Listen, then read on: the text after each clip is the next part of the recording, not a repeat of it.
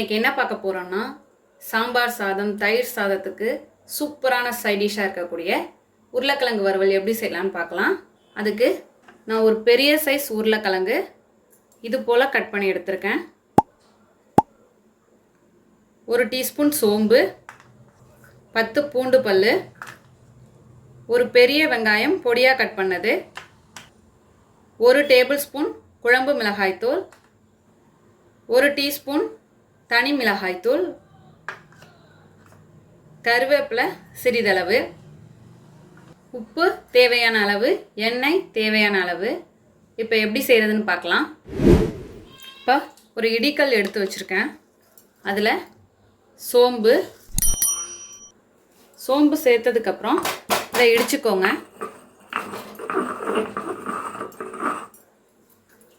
இதோட பூண்டு பல் நான் தோலோடு தான் சேர்த்துருக்கேன்.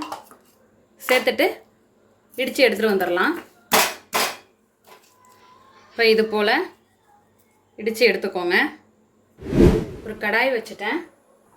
ஸ்டவ்வை ஆன் பண்ணிவிட்டு 3 டேபிள் ஸ்பூன் எண்ணெய் சேர்த்துக்கிறேன்.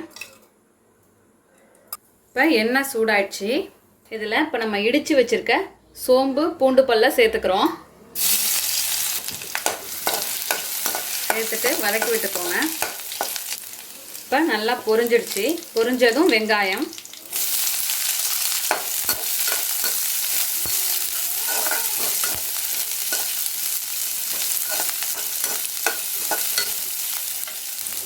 இதோட கருவேப்பிலை,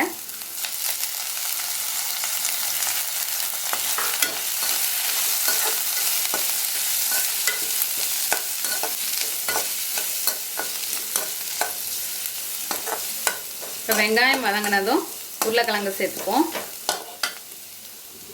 இது போல் தண்ணியில் வச்சுருந்தீங்கன்னா கருக்காது.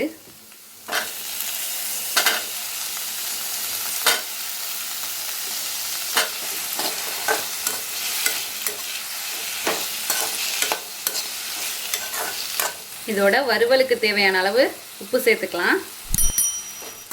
நல்லா கலந்து விட்டுக்கோங்க. மீடியம் ஃப்ளேம்லேயே வச்சுக்கோங்க.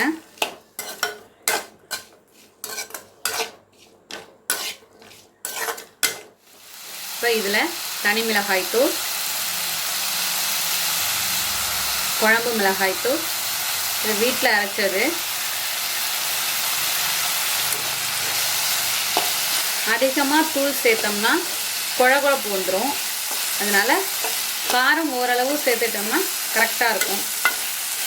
இதில் காரம் அதிகமாக வேணும்னா நம்ம மிளகாய்த்தூளை தனி மிளகாய்த்தூளை அதிகப்படுத்திக்கலாம். ஆனால் குழம்பு மிளகாய்த்தூள் கூட சேர்க்காதீங்க.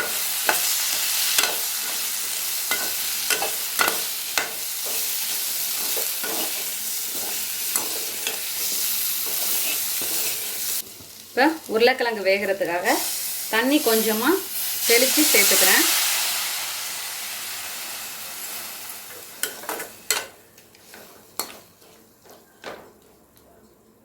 நான் 2 கை அளவு என் கையால் தண்ணி தெளிச்சிருக்கேன். அதிகமாக சேர்த்தா குழஞ்சிரும். இதை மீடியம் ஃப்ளேம்லேயே வச்சு வேக வச்சிடலாம். மீடியம் ஃப்ளேம்லேயே வச்சு நம்ம வேக வச்சிட்ருக்கோம். அடி பிடிக்காமல் இருக்கிறதுக்காக இடையில கிளறி விட்டுக்கோங்க. இன்னும் வேகட்டும். இப்போது தண்ணியெல்லாம் நல்லா வற்றி வந்துடுச்சு.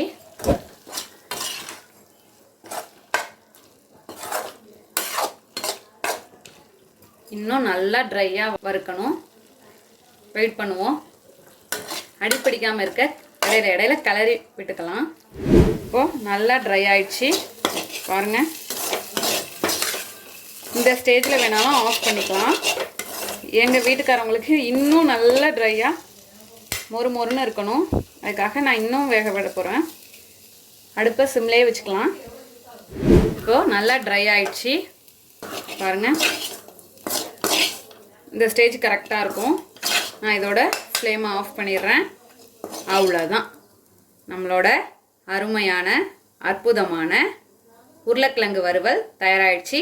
இதே போல் நீங்களும் உங்கள் வீட்டில் செஞ்சு பார்த்துட்டு எப்படி வந்துச்சுன்னு கமெண்ட்டில் சொல்லுங்கள். தேங்க்யூ.